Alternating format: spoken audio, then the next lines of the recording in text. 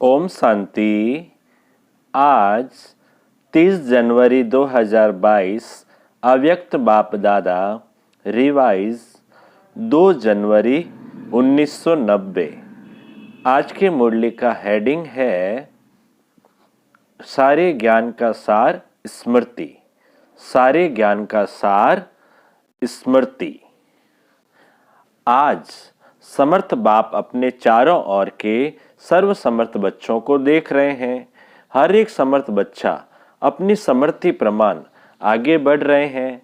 इस समर्थ जीवन अर्थात सुखमय श्रेष्ठ सफलता संपन्न अलौकिक जीवन का आधार क्या है? बाबा पूछ रहे हैं इसका आधार क्या है? आधार है एक शब्द, स्मृति। वैसे भी सारे ड्रामा का खेल है ही विस्मृति और स्मृति का। इस समय स्मृति का खेल चल रहा है। बाप दादा ने आप ब्राह्मण आत्माओं को परिवर्तन किस आधार पर किया? सिर्फ स्मृति दिलाई कि आप आत्मा हो, न कि शरीर। इस स्मृति ने कितना अलौकिक परिवर्तन कर लिया। सब कुछ बदल गया ना। मानव जीवन की विशेषता है ही स्मृति। बीज है स्मृति, जिस बीज से वृत्ति, दृष्टि, कृति सारी स्थिति बदल जाती है। इसलिए गाया जाता है जैसी स्मृति वैसी स्थिति। बाप ने फाउंडेशन स्मृति को ही परिवर्तन किया। जब फाउंडेशन श्रेष्ठ हुआ तो स्वतः ही पूरी जीवन श्रेष्ठ हो गई। कितनी छोटी सी बात का परिवर्तन किया कि तुम शरीर नहीं आत्मा हो। इस परिवर्तन होते ही आत्मा मास्टर सर्वशक्तिमान होने के कारण स्मृति आते ही समर्थ बन गई। अब यह समर्थ जीवन कितना प्यारा लगता है। स्वयं भी स्मृति स्वरूप बने और औरों को भी यही स्मृति दिलाकर क्या से क्या बना देते हो।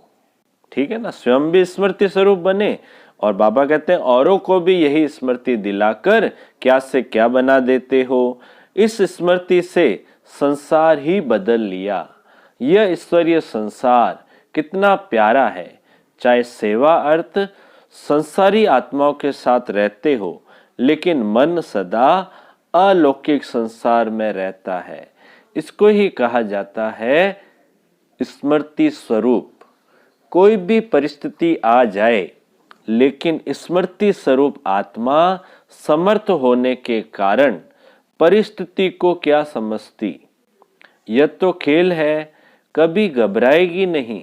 भल कितनी भी बड़ी परिस्थिति हो, लेकिन समर्थ आत्मा के लिए मंजिल पर पहुंचने के लिए यह सब रास्ते के साइड सीन्स अर्थात रास्ते के नज़ारे हैं। साइड सीन्स तो अच्छी लगती है ना। खर्चा करके भी साइड सीन देखने जाते हैं। यहाँ भी आजकल आबू दर्शन करने जाते हो ना। अगर रास्ते में साइड सीन्स न हो तो वह रास्ता अच्छा लगेगा, बोर हो जाएंगे। ऐसे स्मृति स्वरूप समर्थ स्वरूप आत्मा के लिए परिस्थिति कहो, पेपर कहो, विघ्न कहो, प्रॉब्लम्स कहो, सब साइड सीन्स है। स्मृति में है कि यह मंजिल है। स्मृति में है कि यह मंजिल के साइड सीन्स अनगिनत बार पार की है। Nothing new. इसका भी फाउंडेशन क्या हुआ? स्मृति। अगर ये स्मृति भूल जाती अर्थात फाउंडेशन हिला तो जीवन की पूरी बिल्डिंग हिलने लगती है। आप तो अचल है ना। सारी पढ़ाई के चारों सब्जेक्ट्स का आधार भी स्मृति है। सबसे मुख्य सब्जेक्ट है याद। याद अर्थात स्मृति में कौन, बाप कौन। दूसरी सब्जेक्ट है ज्ञान। रचता और रचना का ज्ञान मिला, उसका भी फाउंडेशन स्मृति दिलाई कि अनादि क्या हो और आदि क्या हो और वर्तमान समय क्या हो। ब्राह्मण सो फरिश्ता, फरिश्ता सो देवता। और भी कितनी स्मृतियां दिलाई है। तो ज्ञान की स्मृति हुई ना। तीसरी सब्जेक्ट है दिव्य गुण। दिव्य गुणों की भी स्मृति दिलाई कि आप ब्राह्मणों के ये गुण हैं। गुणों की लिस्ट भी स्मृति में रहती है। तब समय प्रमाण उस गुण को कार्य में, कर्म में लगाते हो। कोई समय स्मृति कम होने से क्या रिजल्ट होती? समय पर गुण यूज नहीं कर सकते हो। जब समय बीत जाता फिर स्मृति में आता है कि यह नहीं करना चाहिए था, लेकिन हो गया, आगे ऐसा नहीं करेंगे। तो दिव्य गुणों को भी कर्म में लाने के लिए समय पर, तो बाबा क्या कहते हैं, तो दिव्य गुणों को भी कर्म में लाने के लिए समय पर स्मृति चाहिए। अभी अभी ऐसे अपने पर भी हंसते हो। बाबा कहते हैं दिव्य गुणों को भी कर्म में लाने के लिए समय पर स्मृति चाहिए। अभी अभी ऐसे अपने पर भी हंसते हो। वैसे भी कोई बात व कोई चीज समय पर भूल जाती है तो उस समय क्या हालत होती है। चीज है भी लेकिन समय पर याद नहीं आती तो घबराते हो ना। ऐसे यह भी समय स्मृति न होने के कारण कभी कभी घबरा जाते हो। तो दिव्य गुणों का आधार क्या हुआ? सदा स्मृति स्वरूप, निरंतर और नेचुरल दिव्य गुण सहज हर कर्म में, कार्य में लगता रहेगा। चौथी सब्जेक्ट है सेवा। इसमें भी अगर स्मृति स्वरूप नहीं बनते कि मैं विश्व कल्याणकारी आत्मा निमित्त हूँ तो सेवा में सफलता नहीं पा सकते। सेवा द्वारा किसी आत्मा को स्मृति स्वरूप नहीं बना सकते। साथ साथ सेवा है ही स्वयं की और बाप की स्मृति दिलाना।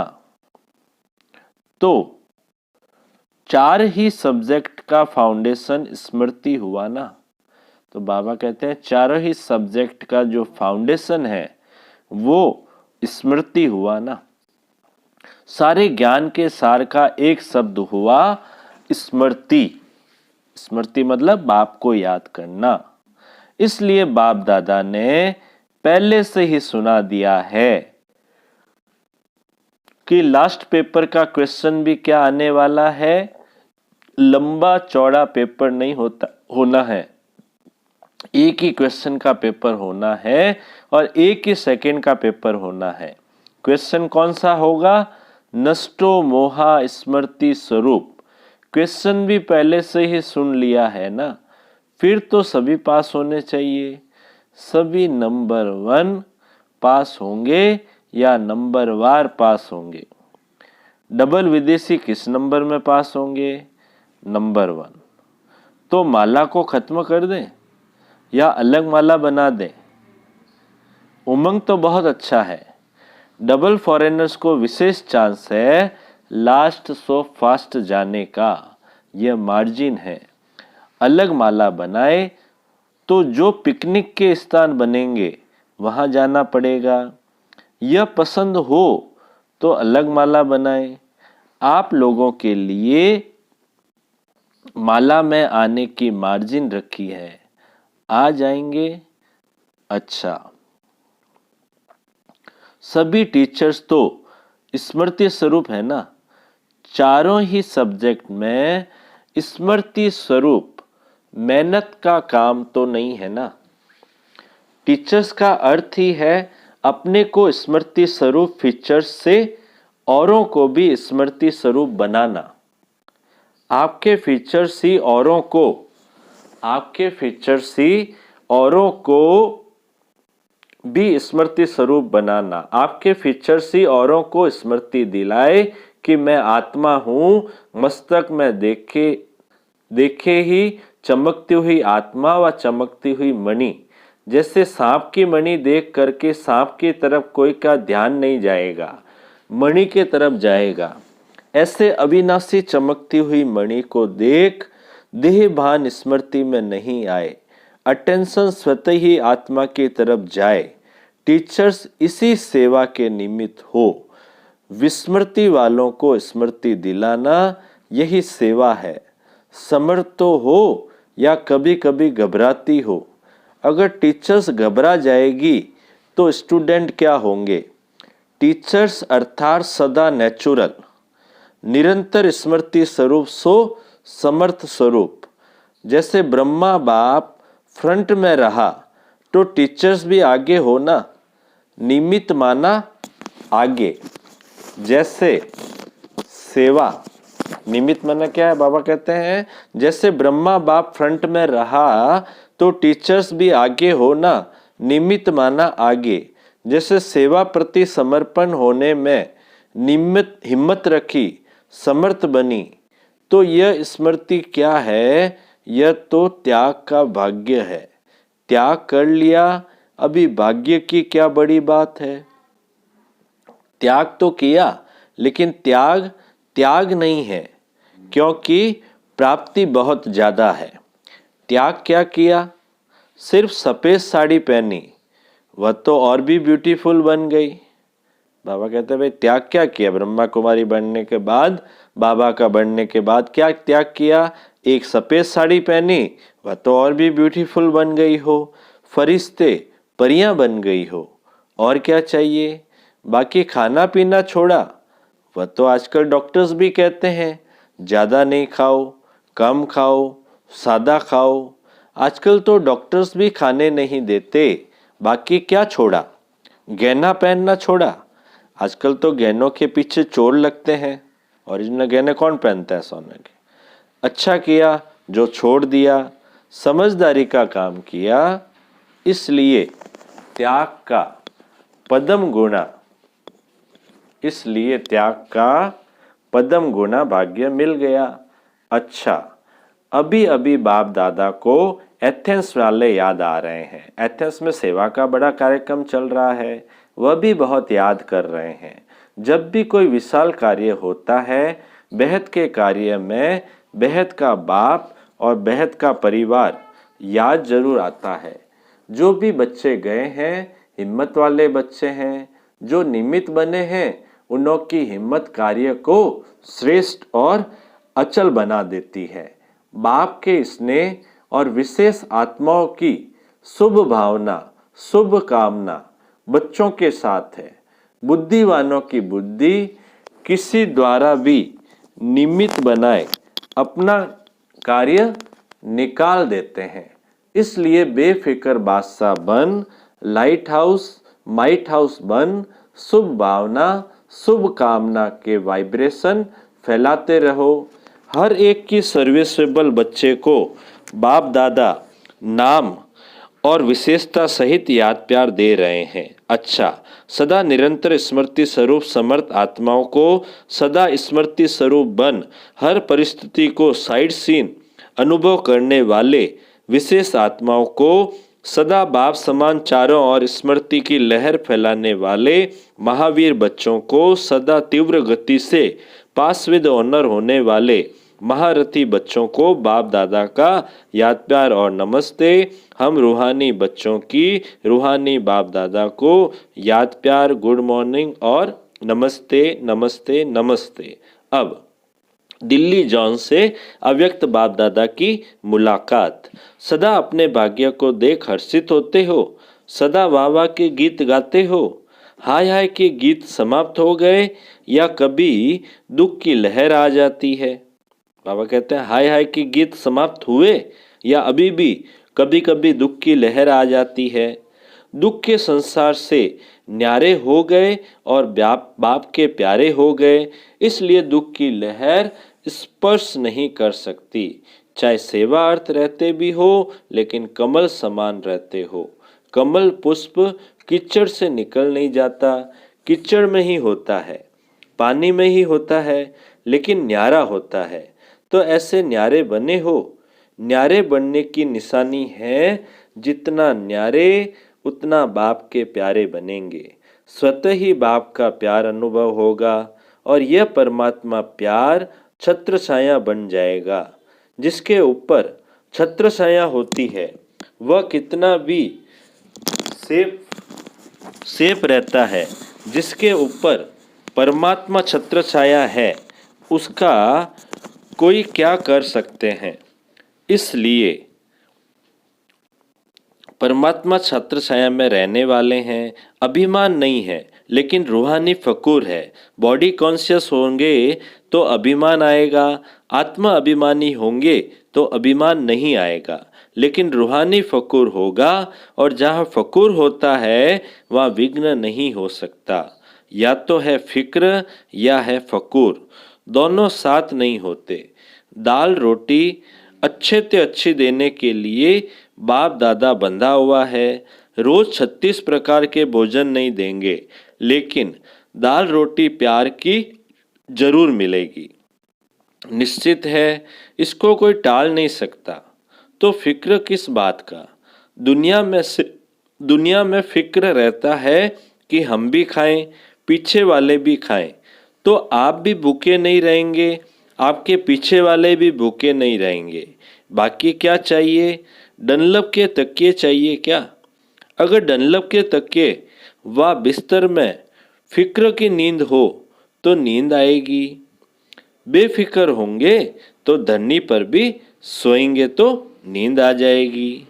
बाहों को अपना तकिया बना लो तो भी नींद आ जाएगी। जहाँ प्यार है वहाँ सूखी रोटी भी 36 प्रकार का भोजन लगेगी। इसलिए बेफिक्र बादशाह हो, यह बेफिक्र रहने की बादशाही सब बादशाहों से श्रेष्ठ है। अगर ताज पहनकर तख्त पर बैठ गए और फिक्र करते रहे तो तख्त हुआ या चिंता हुई। तो भाग्य विधाता भगवान ने आपके मस्तक पर श्रेष्ठ भाग्य की लकीर खींच दी है। बेफिक्र बादशाह हो गए हो। वह टोपी या कुर्सी वाले बादशाह नहीं, बेफिक्र बादशाह। कोई फिक्र है? पोत्रों दोत्रों का फिक्र है? आपका कल्याण हो गया तो उन लोगों का जरूर होगा। तो सदा अपने मस्तक पर श्रेष्ठ भाग्य की लकीर देखते रहो। वह मेरा श्रेष्ठ ईश्वरीय भाग्य, धन दौलत का भाग्य नहीं, ईश्वरीय भाग्य। इस भाग्य के आगे धन तो कुछ नहीं है, वह तो पीछे पीछे आएगा। जैसे परछाई होती है वह आपे ही पीछे पीछे आती है या आप कहते हो पीछे आओ, तो यह सब परछाई है। लेकिन भाग्य है ईश्वरीय भाग्य, सदा इसी नशे में रहो। अगर पाना है तो सदा का पाना है। जब बाप और आत्मा अविनाशी है तो प्राप्ति विनाशी क्यों? प्राप्ति भी अविनाशी चाहिए। ब्राह्मण जीवन है ही खुशी की, खुशी से खाना, खुशी से रहना, खुशी से बोलना, खुशी से काम करना। उठते ही आँख खुली और खुशी का अनुभव हुआ। रात को आँख बंद हुई, खुशी से आरामी हो गए। यही ब्राह्मण जीवन है। अच्छा, बाप दादा से व्यक्तिगत मुलाकात, आज्ञाकारी बनने से परिवार की दुआएं। बाप दादा के सामने गायत्री मोदी का परिवार बैठा है। बाप दादा इस परिवार की एक बात देख करके बहुत खुश है। कौन सी बात? आज्ञाकारी परिवार है। इतना दूर से पहुंच गए तो गए ना। यह भी दुआएं मिलती है। जो आज्ञा पालन करता है, चाहे किसी की भी, एक ने कहा दूसरे ने माना तो खुशी होगी। दिल से एक दो के प्रति दुआएं निकलती है। कोई अच्छा दोस्त या भाई हो, अगर कहते ये बहुत अच्छा है तो ये दुआएं हुई ना। किसी को भी हाजी करना व आज्ञा मानना, इनकी गुप्त दुआएं मिलती है। तो दुआएं समय पर बहुत मदद देती है। उस समय पता नहीं पड़ता है उस समय तो साधारण बात लगती है, चलो हो गया। लेकिन यह गुप्त दुआएं आत्मा को समय पर मदद देती है। यह जमा हो जाती है। इसलिए बाप दादा देखकर खुश हैं। चाहे किसी भी कार्य के लिए आए तो है ना। और यह भी याद रखना कि परमात्मा स्थान पर किसी भी कारण से, चाहे देखने के हिसाब से भी आ गए, जानने के हिसाब से भी आ गए, तो भी पांव रखा, उसका भी फल जमा हो जाएगा। यह भी कम भाग्य नहीं है। यह भाग्य भी आगे चल कर के अनुभव करेंगे। उस समय अपने को बहुत भाग्यवान समझेंगे। किसी भी कारण से हमने पांव तो रख लिया, अभी तो पता नहीं पड़ेगा, अभी सोचते होंगे पता नहीं क्या है, लेकिन बाप जानते हैं कि जाने अनजाने भाग्य जमा हो गया, जो समय पर आपको भी पता पड़ेगा और काम में आएगा। अच्छा, रसिया के भाई बहनों की याद चक्रधारी बहन ने दी। चक्रधारी बहन गई थी रसिया और उन्होंने याद प्यार दी। अच्छा है, थोड़े समय में सफलता अच्छी और अच्छी प्यासी आत्माएं निकली है। उनका स्नेह बाप के पास पहुंच गया। सभी को याद प्यार लिखना और कहना कि बाप दादा का स्नेह सभी बच्चों को सहयोग दे आगे बढ़ा रहा है। अच्छी सेवा है, बढ़ाते चलो। अच्छा, अब मीठे बाबा का मीठा वरदान। पुरुषार्थ की यथार्थ विधि द्वारा सदा आगे बढ़ने वाले सर्व सिद्धि स्वरूप भव। पुरुषार्थ की यथार्थ विधि द्वारा सदा आगे बढ़ने वाले सर्व सिद्धि स्वरूप भव। विस्तार। पुरुषार्थ की यथार्थ विधि है अनेक मेरे को परिवर्तन कर एक मेरा बाबा। इस स्मृति में रहना और कुछ भी भूल जाए, लेकिन यह बात कभी नहीं भूलें कि मेरा बाबा। मेरे को याद नहीं करना पड़ता, उसकी याद स्वतः आती है। मेरा बाबा दिल से कहते हो तो योग शक्तिशाली हो जाता है। तो इस सहज विधि से सदा आगे बढ़ते हुए सिद्धि स्वरूप बनो। स्लोगन है, मायाजीत बनना है तो स्नेह के साथ साथ ज्ञान का भी फाउंडेशन मजबूत करो। मायाजीत बनना है तो स्नेह के साथ साथ ज्ञान का भी फाउंडेशन मजबूत करो। लवलीन स्थिति का अनुभव करो। कर्म में, वाणी में, संपर्क व संबंध में, लव और स्मृति व स्तुति में लवलीन रहना है। जो जितना लवली होगा वह उतना ही लवलीन रह सकता है। अभी आप बच्चे बाप के लव में लवलीन रह औरों को भी सहज आप समान व बाप समान बना देते हो। अच्छा, ओम शांति।